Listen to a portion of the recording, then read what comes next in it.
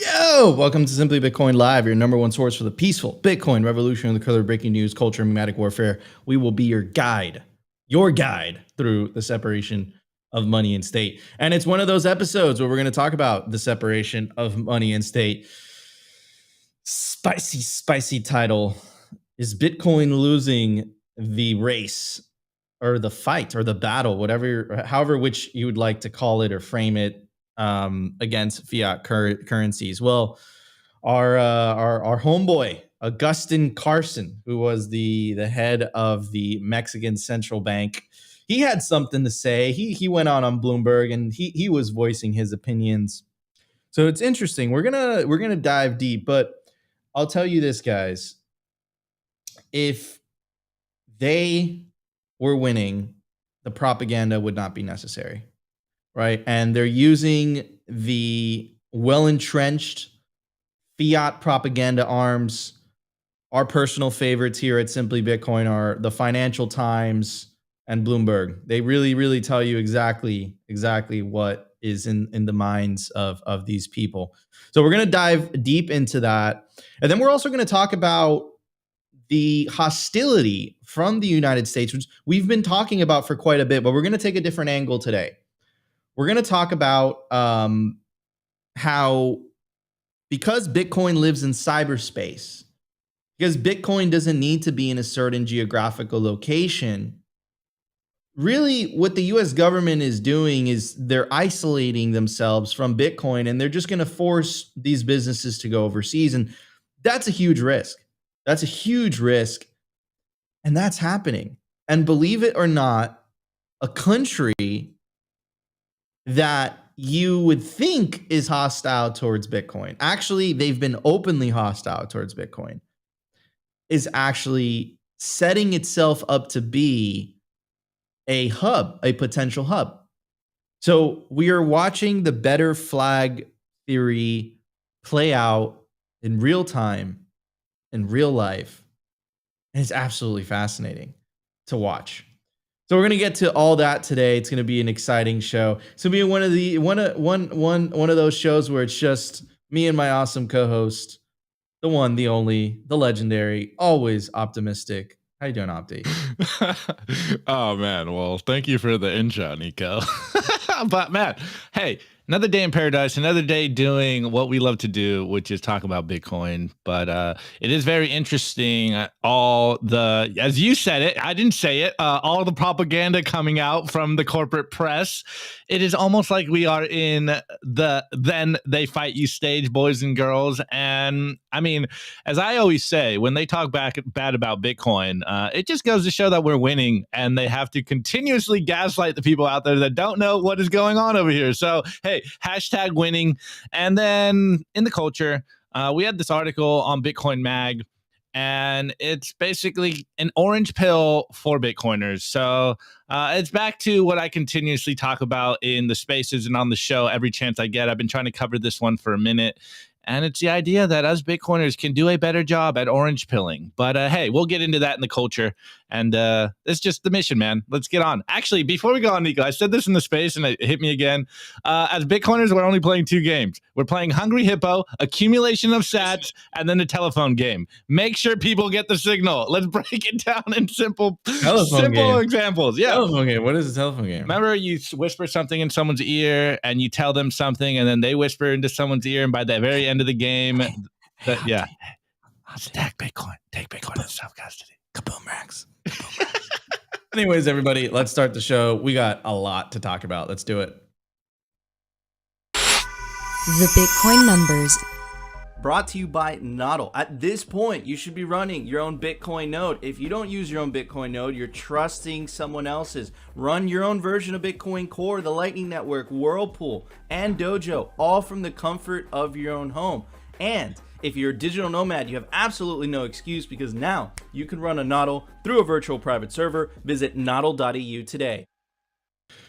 All right, guys, I also want to tell you about the biggest Bitcoin conference in the world, Bitcoin 2023. It's going to be hosted in sunny Miami Beach, Florida, May 18th through the 20th, 2023. You don't want to miss it, and you can take advantage of the promo code SIMPLY to get a 10% discount on the Bitcoin 2023 conference. I also want to share some of the guests that are going to be there. Some of the speakers, better said. I misspoke. I apologize.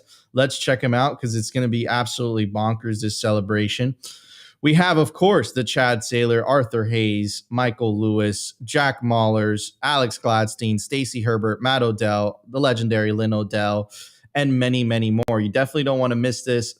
This is your chance to meet some of your favorite Bitcoiners in the flesh, in real life. Also, if you're looking to get a job in the industry, this is a great opportunity as well.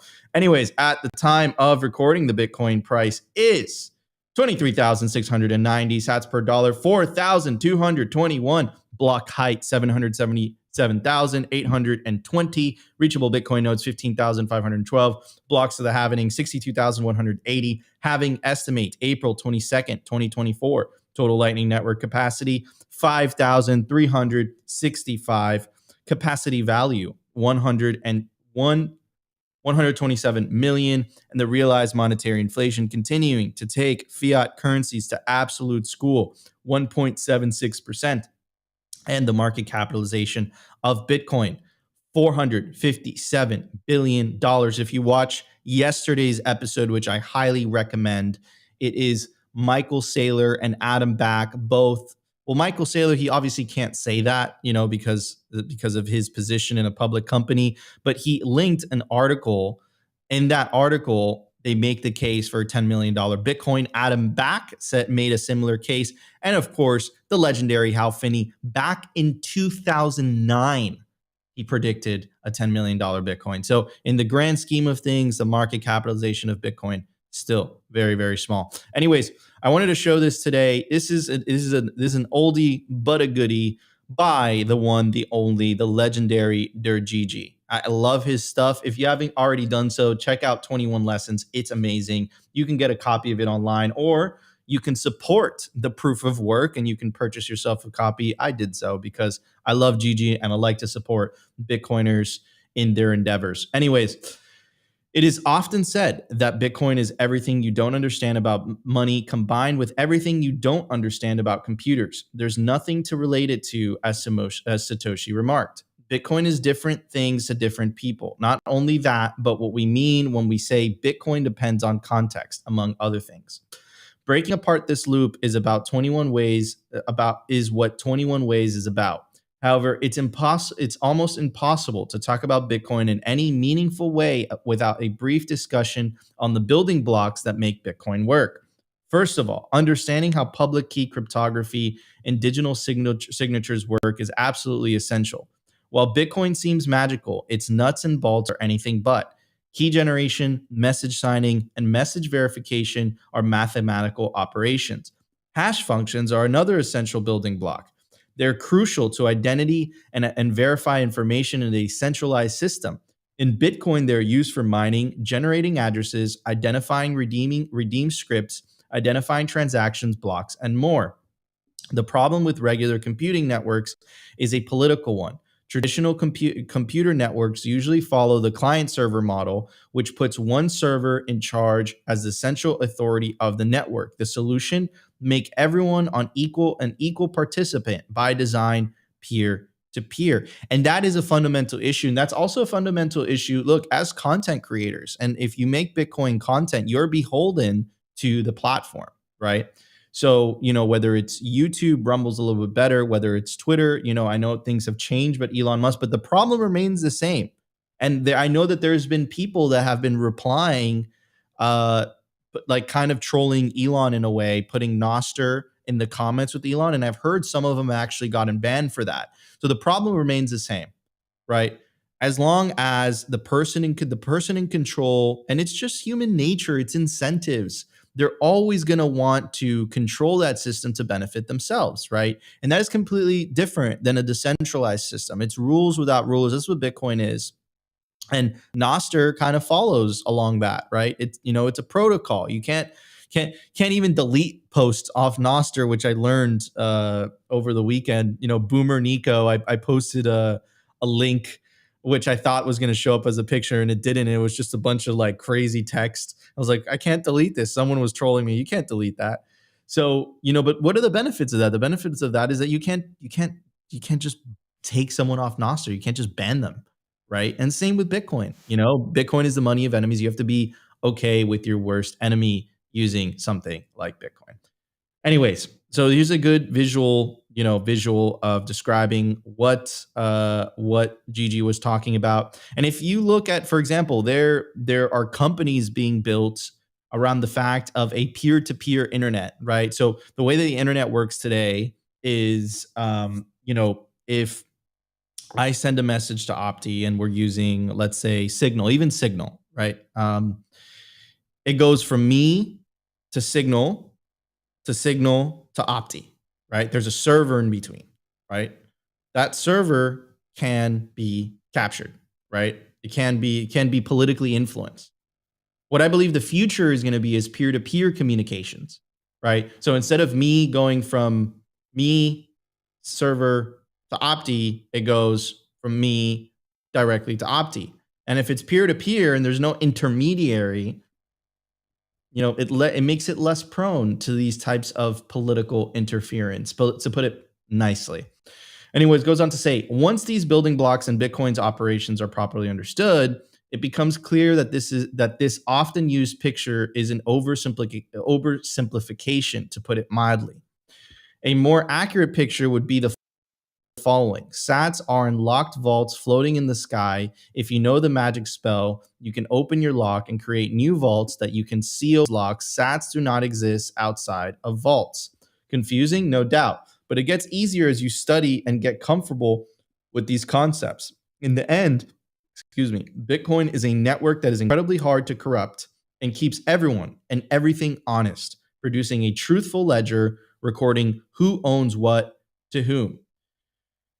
21 Ways is a value for value experiment, a work in progress, so parts of it might change as I go along. I hope to publish 2 additional chapters very soon. As always, thank you for reading and your generous support. And if you want to support Gigi's amazing work, some of the best content I've ever seen on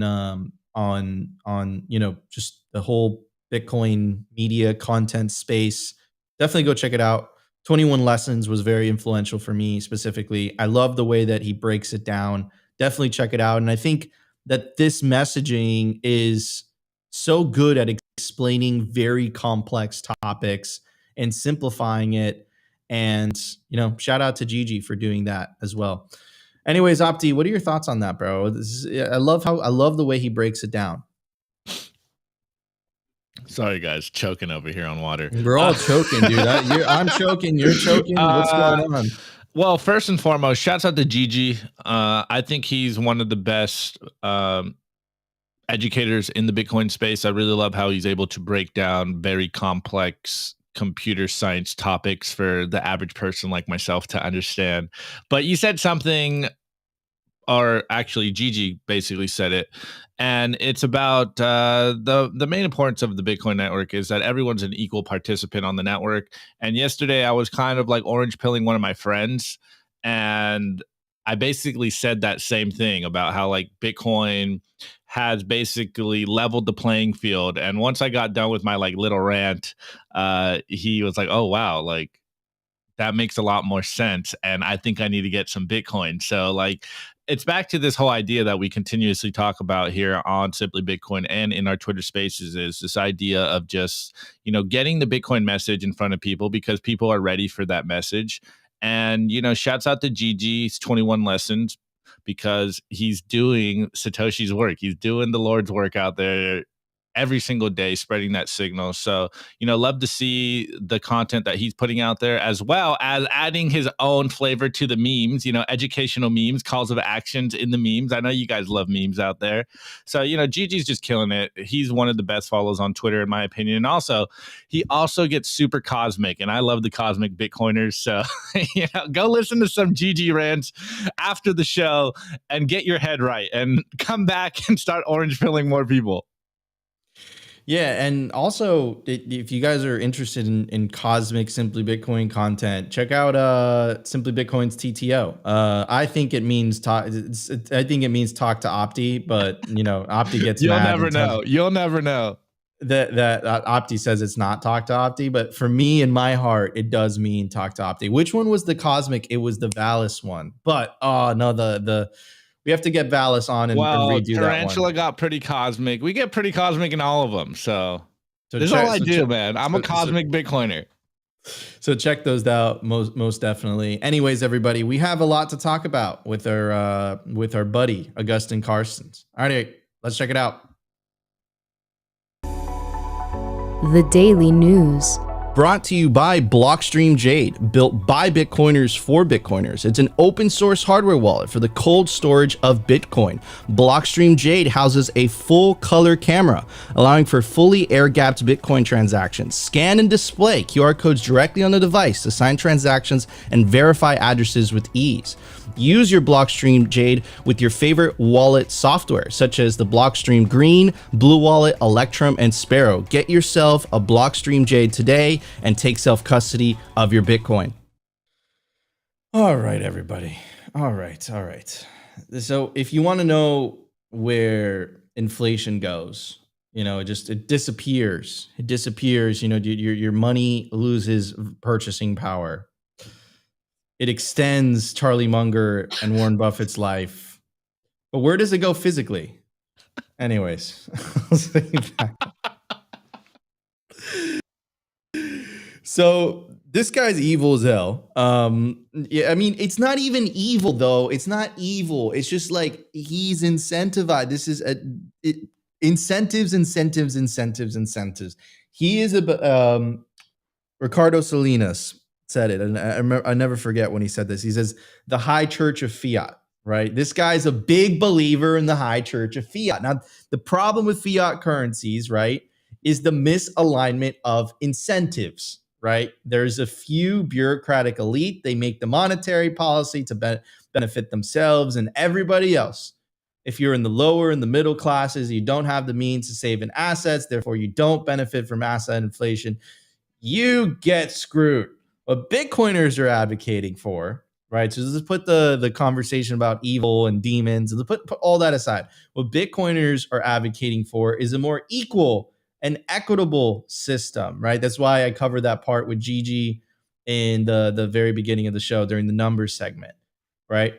That's what we're advocating for. We're advocating for a system that no one, doesn't matter who you are, doesn't matter whether you're president, king, emperor, you have to you can't spend, but you have to pay for the cost of electricity, to pay for the infrastructure if you want to mine Bitcoin. You do not have a special privilege of being able to create money for free that everyone else has to work for. That is what Bitcoiners advocate for. What Agustin advocates for, what Charlie Munger advocates for, what Warren Buffett advocates for is another system. They advocate a system of elites. The elites get to decide what the monetary policy is. The elites get to dictate what the rules of the game are. And his history has shown the elites tend to make those rules to benefit themselves. No banker went to jail for 2008. And it's not a coincidence that Bitcoin was born around that time. And remember the message in the Genesis block. Remember what it said. Chancellor, on the brink of the second bailout for banks. How many bailouts have happened since that moment? Satoshi knew. I think Satoshi is a big fan of incentives. I think he understands human incentives. And all we're advocating for is we want a more equal and equitable system. And they want a system of unearned and undeserved privilege. And they can't even advocate for it. They can't even argue for it. So they use lies, misrepresentations, and spin. We have the truth on our side. We just have to get it out there. Anyways, let me play you a video by Agustin Carstens, and then we'll dive deep into some of these articles. Analysis on CBDC, in particular for the use of general use, we tend to establish the equivalence with cash, and there is a huge difference there. For example, in cash, we don't know, for example, who's using a $100 bill today. We don't know who is using a 1,000 peso bill today. A key difference with the CBDC is that central bank will have absolute control on the rules and regulations that will determine the use of that expression of central bank liability. And also, we will have the technology to enforce that. The central bank will have absolute control. But who runs a central bank? Aren't they prone to human nature? Aren't they prone to protect themselves, to empower themselves? Now, this is the beauty of Bitcoin. The beauty of Bitcoin is that we have figured out how to separate the monetary policy out of the hands of human beings. It's rules without rulers. Because as long as it's in the power of the human being innately, it's not that you can't find. A lot of people are like, these people are lizard people, they're evil, whatever. Okay, maybe some of them are. I have no idea. But what I would like to say is incentives. If you have that much power, why would you be incentivized to change the rules to give yourself less power? I think there's 99% of people are going to use the system, if they have that type of power, to benefit themselves. What Bitcoiners are advocating for is a system where no one has that power. So when they say, oh, and then my personal favorite is when they call Bitcoin a non-public money. Anyone can make more Bitcoin. It's an open ledger. You could see every transaction. You could check the supply. Do you know what the supply is? You have no idea. You have to take their word for it. That sounds a lot more private to me. And that's just another example of this projection that these guys have. Anyways, all right, so let's go through this. I think this is just coping. And also another sign that we're winning. So Agustin Carstens, who has previously criticized stablecoins, say they do not benefit from the regulatory requirements and protections that apply to bank deposits. The events of 2022 have cast serious doubts on the ability of stablecoins to function as money. Stablecoins, which are cryptocurrencies pegged to the value of other assets like sovereign currencies, do not benefit from the regulatory requirement and protections that apply to bank deposits. Regulators and lawmakers the world over were skeptical of these cryptocurrencies even before the shocking collapse of algorithmic stablecoin ecosystem Terra in May that set off a wider crypto market collapse and a string of high-profile bankruptcies in the industry. Carstens, who has previously criticized stablecoins because of prevailing concerns that they could shift power away from monetary systems, away from banks to private entities that are driven by profit. See it right there. See it right there. That is why, at least he's open about it. That's why he actually doesn't like stablecoins. It has to do with that. And remember the United Nations paper, right? They mentioned the same thing. If there's too much Bitcoin adoption, it threatens the monetary sovereignty of those countries. But when they talk about monetary sovereignty, a lot of hubris also. They're talking about the power of the central bank in those countries. They have the power of the central bank in those countries. That is how they have the ability to control people, right? Remember the IMF, right? The IMF as well. Do you remember the IMF's reaction to El Salvador? Do you remember the conditions the IMF gave to Argentina? We'll give you a bailout, Argentina, but you must de-incentivize the adoption of Bitcoin in the country, even though the country has 99%. So when they talk about, oh, it's taking power away from central banks and it's bad because it's profit-driven, what type of person are you? What type of institution are you? Whether you're more concerned about keeping power than people seeking an alternative, and because that alternative takes power away from you, even though it might better their lives, you're more interested about keeping power. And again, it's all about incentives.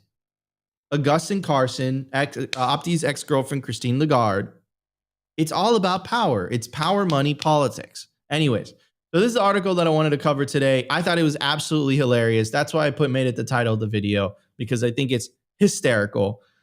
Bloomberg headline, crypto has lost the battle against fiat currency, says Bank of International Settlements Chief Agustin Carstens. Let's see what he has to say. The argument that crypto is an alternative to fiat has been following last year's turmoil in the digital asset sector. Wait a second. Why has it been settled? Why has it been settled? Because there were some scams, crypto scams?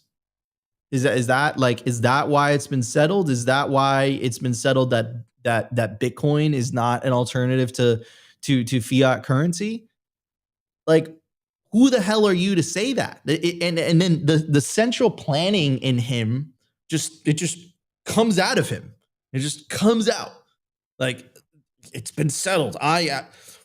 Bitcoin has no value because I say it has no value. Like, nah, dude, the free market says it. And the free market says that Bitcoin is currently worth $23,726. You have absolutely no say in this. But they've been living in a world, and those are his words, not mine. You said it, absolute control. And they're losing this. And this is why we say it in the very beginning of the show. We will be your guide through the separation of money and state. This is the separation of money and state. You're witnessing it firsthand. Anyways, quote, the battle has been won, Carstens said in a Bloomberg TV interview on Wednesday. Quote, a technology doesn't make for trusted money. Okay, so what about the people of Argentina? What about the people of Venezuela? What about the people of Nigeria? What about the people in Turkey? What about all those people? You can conveniently leave them out of the conversation to fit your narrative. So you're talking about the West. Fine, let's talk about the West. Let's have that conversation. You think 6.5%, if you were to trust the CPI numbers, you think that's just? You think that's just? You think it's okay for people to live? I keep hitting the microphone because I'm getting a little upset here. You think that's okay for people to live in an environment where they're losing, if you trust the numbers, 6.5% of their purchasing power? And this is most people. This is the lower middle classes. They live paycheck to paycheck. They save in cash. You think that's okay?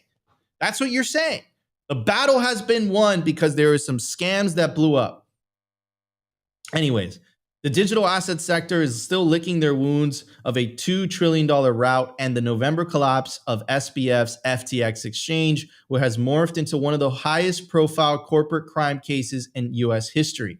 Bitcoin, for instance, is down 65% to 24,150 from a peak near 69,000 in 2021. The crypto collapse and a series of related bankruptcies undermine the claim that tokens can be relied on as a store of value medium of exchange. Quote, only the legal, historical infrastructure behind central banks give great credibility to money. Carstens, you hear that?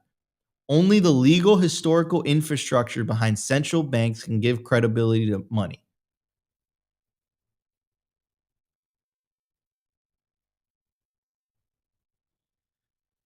What is that credibility? What is that credibility? 2008, no bankers went to jail. They bailed out the big banks. The rich got richer, the poor got poorer. The Cantillon effect. What is this credibility that you're speaking of? I don't see it. If you're under the age of 35, you don't own anything. You're a serf. You're a serf. So when you're telling me credibility, what credibility? Bitcoin has given me credibility, but not me credibility, but Bitcoin is credible. Bitcoin has given me hope for a better future. Bitcoin has given hope for a better future for so many people all around the world. It gives them the ability to save without fear of wealth confiscation, without wealth debasement. I see real hope there. What hope are you talking about? Is it only the countries that have the financial privilege of having currencies that other countries have to keep on their balance sheet. Therefore, it gives them this ability to print money without creating crazy inflation. Is that the credibility? What credibility are you talking about, bro? You know what, Agustin? In 4 years, I'm so excited to hear what you have to say. I'm so excited to hear what you have to say because you're going to have nothing. You're going to have nothing. There's nothing to say. Anyways, that's my rant. Bitcoin hasn't lost the battle against fiat currencies. Bitcoin is winning the battle. And that's why you're terrified. And that's why you're trying to use the legacy corporate media arm to try to convince as many people as possible that Bitcoin is losing. Nah, man, you're losing and you're going to continue losing. And I can't wait to see your face and your reactions. And there's nothing you could do about it. Bitcoin is an idea. And this idea has gone out. It's come out of the bottle, whatever the genie thing saying is. I will never go back to using a money that steals from me. And every single day, there are more people like me. And that is the problem that you have. And you will never be able to convince us to use a money that steals from us so that it could benefit you. It's over. It's been over. And every single day, that will become more and more apparent. Anyways, Opti, what are your thoughts on our friend Agustin? First, it's let's go. Nico Jones on fire.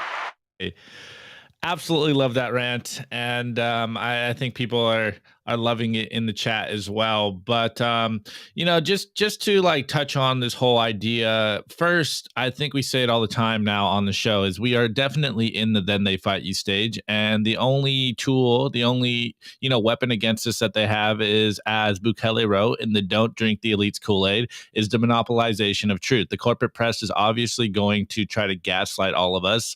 And that will only increase as we continue moving forward. So, first and foremost, like resolve your mind, resolve your convictions, guys. Know that we're right and act like it. And then, do what we do every single day is counter the FUD and counter the BS. But my response to the article and Agustin Carstens is very easy. Central planners in disbelief inserts their scared gif. Like they're obviously terrified and they're doing their best to continue propagating the FUD. As we say all the time on the show, the unproductive class.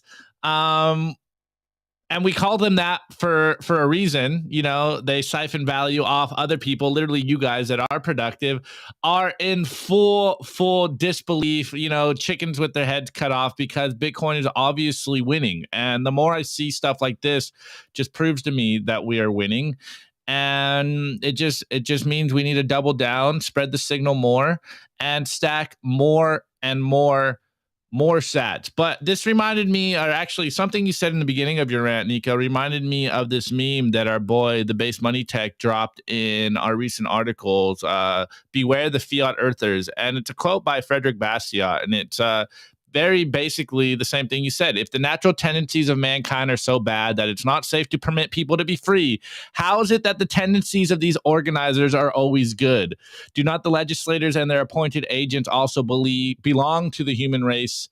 Or do they believe that they themselves are made of a finer clay than the rest of mankind? And this is where we see, this is the hubris, this is the pomp that we are seeing from the central bankers, from the politicians, as I like to call them, the high-level parasites, those that are a part of the unproductive class that are siphoning off the hard work of the average person. And that stable coin line that you referenced in that Bloomberg article, I think is very telling.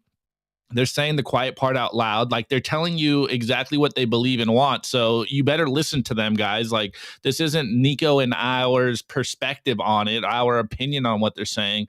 Like they are saying it point blank, and people are still like wondering whether we are living in a fairy tale fantasy delusional land. It's like, guys, just read their words for themselves. Like they are telling you exactly where they want the world to go and what they want to do. So, like play this smart, be aware that this is what we are up against. And I've said this so many times on the show, like the FTX excuse is used again and will be used for as long as it has weight. And obviously they still think it has weight. And so I guess over here at Simply, we need to do more and better job at debunking the FTX equals Bitcoin FUD, because obviously it is not true.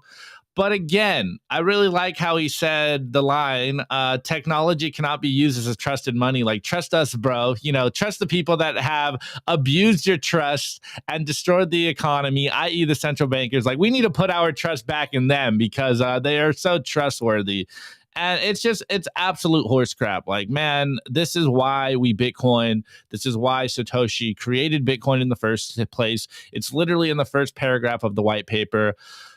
Like, the modern system runs on trust, and the people that you are supposed to be trusting have abused that trust. And now we've taken that power away from them. We've taken the money printer away from them, and they are freaking out about it. So, you know, just know that you're right, Bitcoiners. Know that we have the answers, and the problem is very obvious. It's central planners are going to central plan. So we take out that power, we take away money from them so they can't do what they're doing, and they're going to scream, they're going to kick, they're going to complain.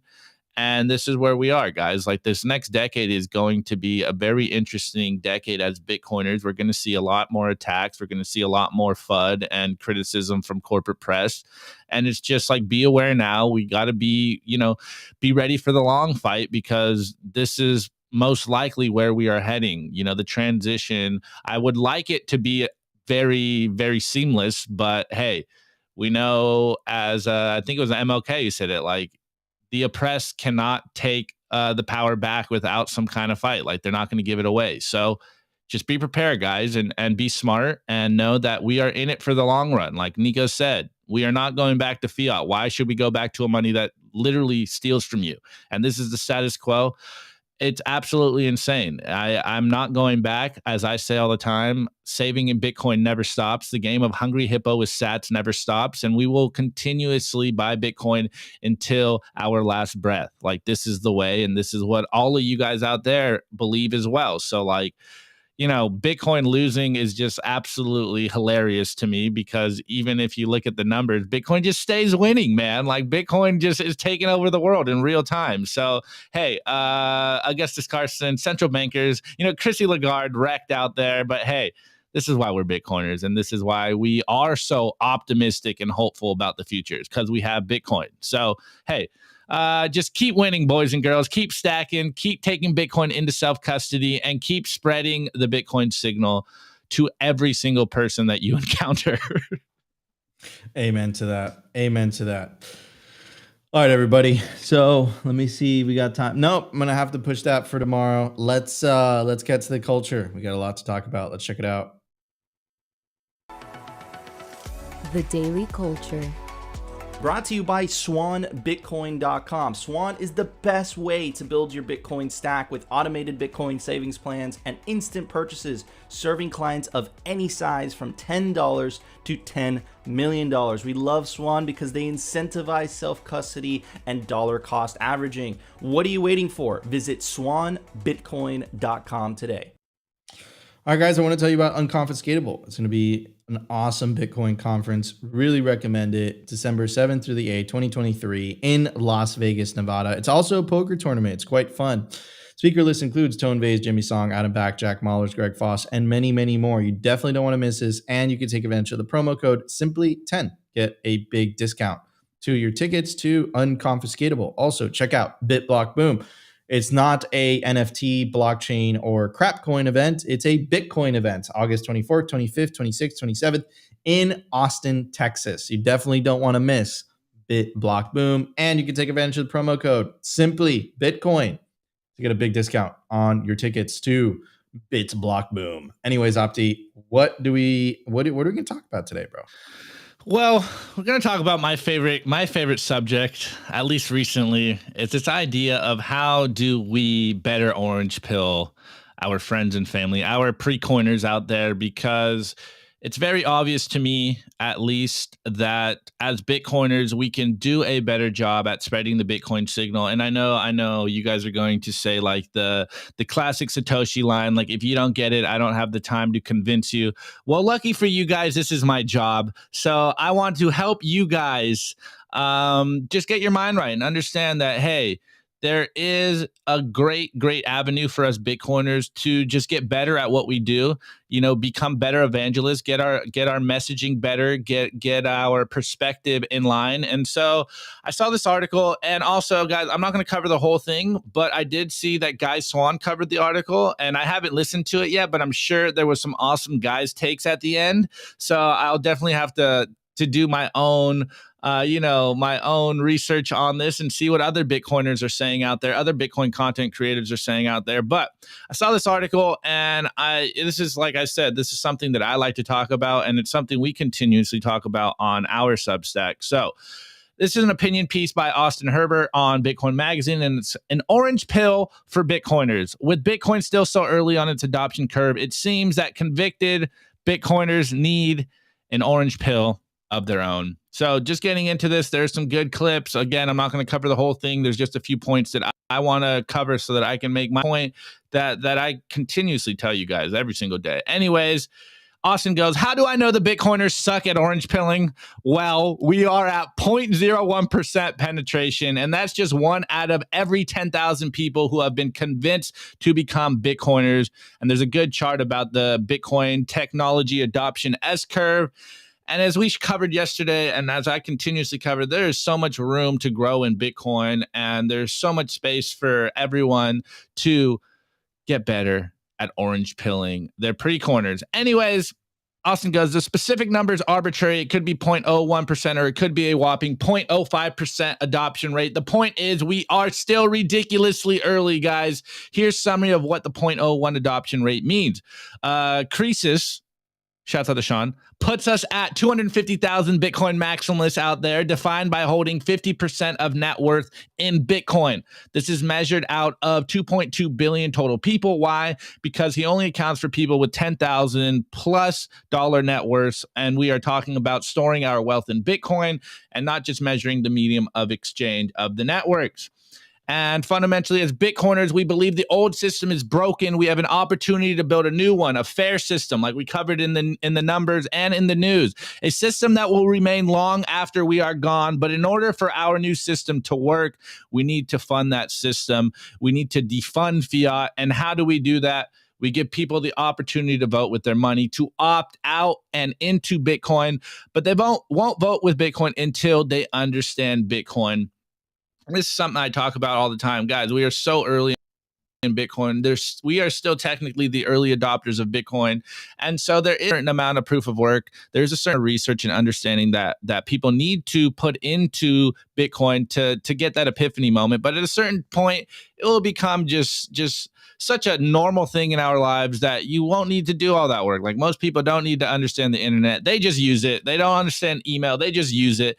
Anyways, I try to tell as many people about my epiphany as possible because, as Austin writes, I truly believe that Bitcoin can fix everything, and I want the people closest to me to see what I see. I don't want to be the only one sailing into this blue ocean of opportunity after this system collapses. And I think this is a message that all of us Bitcoiners feel. We get called toxic. We get called assholes on Twitter and all this stuff because we like to argue and we like to, be as truthful as possible. And so we get a bad rap. But fundamentally, most Bitcoiners want to help people. They want to get people on the Bitcoin standard because it has helped our lives. And we want to continuously spread that signal that, hey, your life can get better. Just get on the Bitcoin standard. But as Austin put it here, a lot of us are force pilling. And by force pilling is just what we always do. I see a lot of Bitcoiners do it. You hit people over the head with the truth, with the facts. You don't really tailor your message to the person you're talking about. You just kind of hit them with like inflation is death, the Federal Reserve, censorship resistant, decentralized, all this, the memes, all the buzzwords, and people's eyes start glossing over. And I've been talking about this forever on this show, that if you can just see what a person's interested in and you kind of angle Bitcoin in that direction, it is much more effective. As I say, be a shining example of being a Bitcoiner, live a good life, and people will want to become a Bitcoiner. But a lot of us are just stuck in this idea of force pilling, about just hitting the head with the Bitcoin signal. As the famous Satoshi quote goes, if you don't get it, I don't have time to convince you. And, we're very short-tempered a lot of times when it comes to orange pilling our friends and family. We call them stupid. It's like, you don't get it, man. Like, you need to understand, bro. And I don't think it's their fault. There's a lot of things that people don't understand. And again, most people don't have the time to go into the hundreds, thousands of hours of Bitcoin education. So it's about, as Austin put, moving across the trust spectrum. And it's this idea, I forget who's the first person to say this on Twitter, but Bitcoin is about eliminating counterparty risk. But when you are spreading the Bitcoin signal, you are the counterparty. And this is why I harp on so much about being a shining example of being a good human, because then your message has more effect, has more impact on the people that you are talking to. If you are living a good life, if you are living a life that other people want and see. Wait, how does this guy have optimism in the face of all this pessimistic hopelessness in the world? Well, hey, there's this little thing called Bitcoin, and I suggest you start to save it. Anyways, not everyone is here for the movement as we are. A lot of people are here chasing gains, and I don't want to tell you guys to do the shitcoin chill where you're just telling people, my 100x gains, we're going to the moon, you're going to get rich overnight, my Lambos, all that stuff. We are a parallel economy, but I understand that not everyone's going to come to that realization. Not everyone is here for the monetary revolution, but slowly but surely, I do think that everyone will be here once they understand what the Bitcoin revolution is about and why we do what we do. And so the idea here, and it's something we talk about on our Substack all the time, is incepting Bitcoin into people's minds. So if explaining the problem isn't the answer and explaining the solution isn't the answer, then what is the answer? And as Austin put it, it's inception. Just like the movie, you have to plant an idea in their head. You have to make them, they came up with the idea on their own. And he goes into how in the beginning of this article, he did that very same thing. So how do you solve this with inception? You make them experience it. They come to the conclusion on their own, not through you. It's with their ideas that they found the problem. Then and only then will they start their journey to escape velocity. Only then will they become Bitcoiners. It's just planting the seeds of doubt. So in one sentence, make the horse thirsty before you leave him to the water. That's a punchline. And as Austin put it, let me explain. I didn't start off this article by saying Bitcoiners need X instead of Y. I told you what I've experienced, my problem, knowing that most likely you have had a very similar experience. My story triggered your thoughts on your past attempts. No coiners hear the problem. They understand the problem. It's just not their problem. So the goal was to plant the seeds that caused the reaction. Now, what seeds do you need to plant? And this is something we've wrote on our Substack as well. Shouts out to our boy, the Base Money Tech. He wrote an article called Orange Pill the World with Healthy Skepticism in December. And it's the same idea, guys. Sow the seeds of doubt into your normie friends. Show them that there is a problem out there. Show them the solution. But you got to ask specific questions. And as my boy, Base Money Tech, put here in this article that I highly recommend you guys go read, sometimes it might be best to not even say the B word. Don't even talk about Bitcoin. Just, lead the horse to the water once they're thirsty, and understand how the corporate press has really done a number on people's minds. It has scared them into compliance. And it is very, very interesting how the human mind works. So you need to sow these seeds of doubt into your pre-coiners friends' minds. Just an orange pill for orange pillars out there. Guys, we can do a better job at orange pilling. It's not upon everyone. It's not your job to do it. But hey, just understand that when you are talking to the pre-coiners out there, people are looking for solutions. People do want to live a better life. And we have the solutions. Everyone can complain about the problems, but what good does that do if you don't frame it into the conversation that we have the solutions? And as a Bitcoiner, I think this is all we're doing here is we accumulate Bitcoin and then we help spread that signal out there to more people so that more people become Bitcoiners. And so I think about this a lot. You don't have to think about this if you don't want to. It's not upon you guys, but I fundamentally, all I think about is how do I get this Bitcoin signal across better to my friends, my family. And I've recently tapped into a new area and I was able to orange pill one of my friends. And this idea, guys, like, you want to live a better life? Everyone's telling you don't own anything, don't eat meat, don't save anything, don't look for the long-term future. So we do the opposite. We save sats, we get ourselves mentally fit, we get ourselves physically strong, because it's upon us. I like to say, the hero generation from the fourth turning, to be strong mentally, physically, so that we can usher in and change the course of society, change the course of human history. And this is what we're doing as Bitcoiners. We are very, very obviously in the then they fight you stage. So I think it's more than important for all of us to just get better at orange pilling our friends and family, because the corporate press has a lot more money. You're literally battling a $1 trillion psyop campaign against the truth. So we battle it with memes. We battle it with the truth. We battle it with having conversations with our friends and family. As Nico says all the time, every like, every share of every tweet and article about Bitcoin is putting your hat in the ring. And this is all we have to do, is save in Bitcoin, ensure that our Bitcoin is in self-custody, and then spread the Bitcoin message.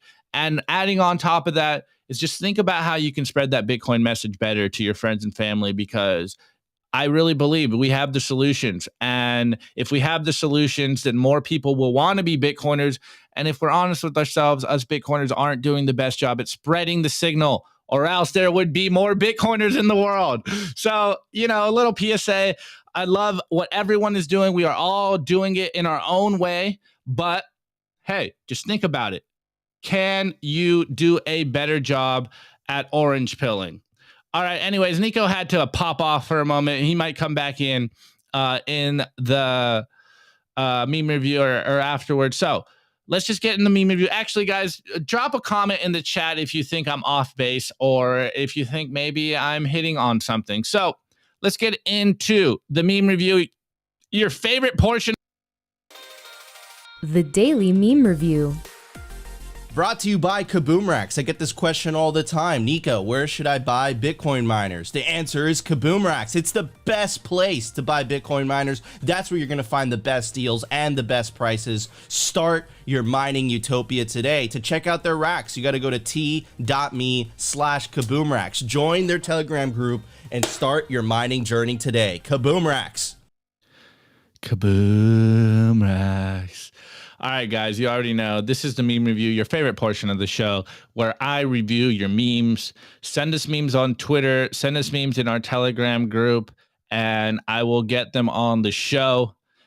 As you guys know, as we say all the time, tweets are the bullets, memes are the artillery. We are in an information war, and as you can tell, the propaganda against Bitcoin is starting to get put into overdrive, because the corporate press only tool is a monopoly on the truth. So we have the truth, and not only has the internet disintermediated the truth, but now we have like Nostr, and we have ways where we can communicate where they can't silence the truth. So keep putting truth in art and spread the memes far and wide, and get out there and orange pill your pre-coiner and normie friends. Anyways, this first meme is by my boy Rope. And he just goes, "Congrats, rookies, keep stacking." And he's a newer Bitcoiner, so shouts out to you, bro. But we got this veteran hodler here, and let's just say it's like an army general. This isn't cartoon. It might look like General Patton from the back.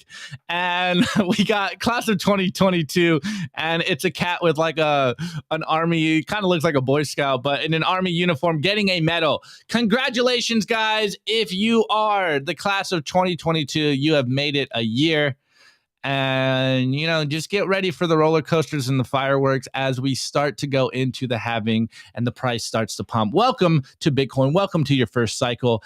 It's going to start getting fun, but congratulations for you guys for stacking when the Bitcoin price just kept dumping on you guys. I remember I remember when I was in the same boat, guys. So congrats to you. And if you guys follow along, there is a little theme here. These are all a little bit, army-themed memes here. So this next one, shouts out to my boy at Joel Rogers. He works at the Bitcoin magazine, the physical zine. He's the one putting together all the content and all the covers.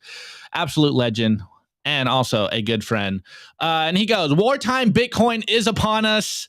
And we got this soldier here, and I'm colorblind, but I think this is like an orange reddish tint on. I'm guessing it's orange. I'm going to guess it's orange on the soldier. Guys, wartime Bitcoin is here. It's very obvious to me that we are in the then they fight you stage. It starts slow and it will be ramped up. So just get your mind right. Resolve your convictions, steal your convictions, because it is going to get hectic. Make sure your Bitcoin is in self-custody, in cold storage, so you don't get wrecked when they inevitably come for the on and off ramps and do whatever crazy regulations that they have planned, as we see from the Bank of International Settlements and all these other central planners in the world. So anyways, this next one is by @Bodhisita777, and he goes, Fiat stands no chance against Bitcoin. It's better money in every way. Maybe you guys like this meme review, Opti and Nico. Keep on killing it, my dudes. And we got the classic Back to the Future meme here, and he goes, using Lightning to send trustless fixed supply peer-to-peer money in under a few seconds to anyone in the world. And it's like, I guess you guys aren't ready for that yet, but your kids are gonna love it. I absolutely believe this. I think being digitally native, the youth will understand Bitcoin just as easily. They'll actually look at Fiat and be like, why are you guys using paper money? Like, what are you guys doing? This is so much better. Anyways, this next one, shouts out to the Coinbits team. They're doing a great job. They're putting their hat in the ring on the Template Tuesdays. And this meme is by our boy, Sean Harris, Big Sean Harris. And for those listening in the audio, we got this semi truck with an extremely huge bed on the back of it. And it kind of, it's like book shaped, and it goes, Fred, what is Bitcoin? And it's got Charlie Day on the other side. And it goes, me, how much time you got? This is this is exactly what I'm talking about. Bitcoiners instantly go on the most epic rants on people and sometimes probably scare them away. So don't go full Charlie Day on people, only if they are ready for it. Anyways, this next one, shouts out to Darth. He hit me to this in our Telegram group. And again, this looks like I forget what meme this is, but it's got the Harry Potter and Gandalf, and we got a zombie here that is dead and has been zombified. And he goes, what happened to him? He was a no-coiner, and a CBDC came. Guys, opt out of the madness and save Bitcoin.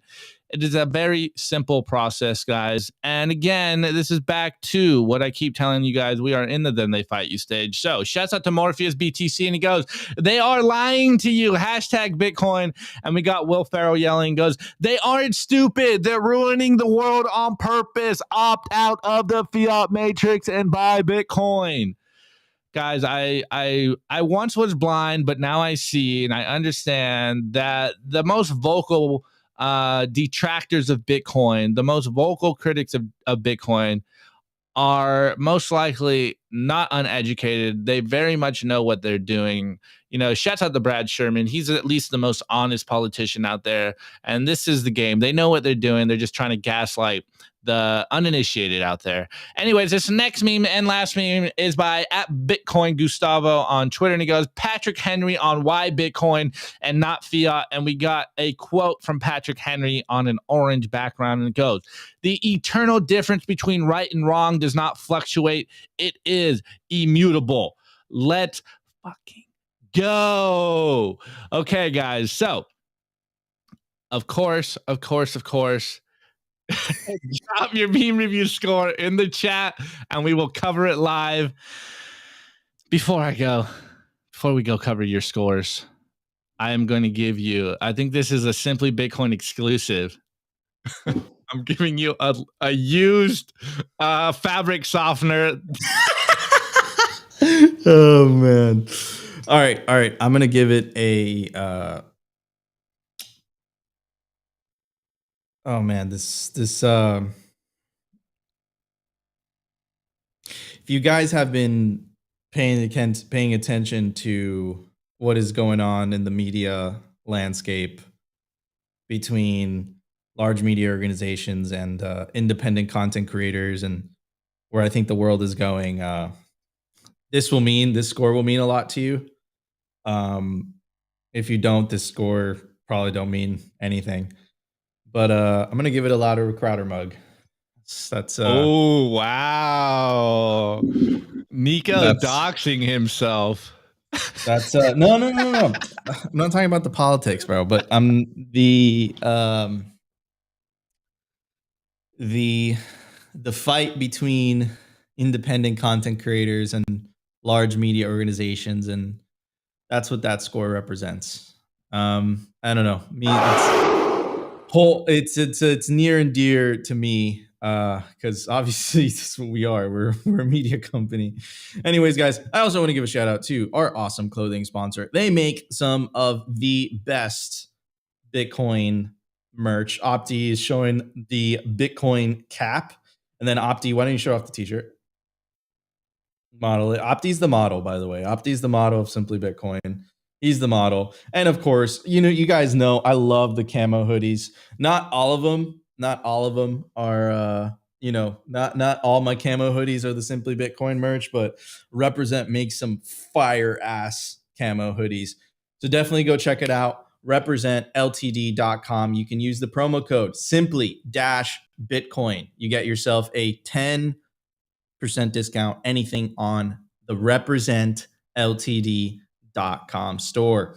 Anyways, Opti, let's get to some of the scores. Nihilus Fields score: the youth will not understand Bitcoin because it won't exist by then, just like your kids won't, because your CBDCs will expire before you can family plan.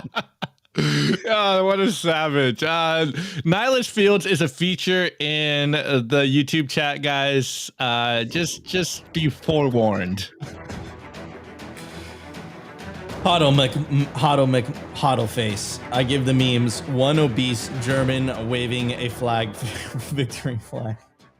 Hodl coin. I give the memes an Agustin Big Mac incentives. Oh, the P-Man man. I give the memes Agustin Carstens losing the battle with Bitcoin in a chocolate glazed donut. Savage.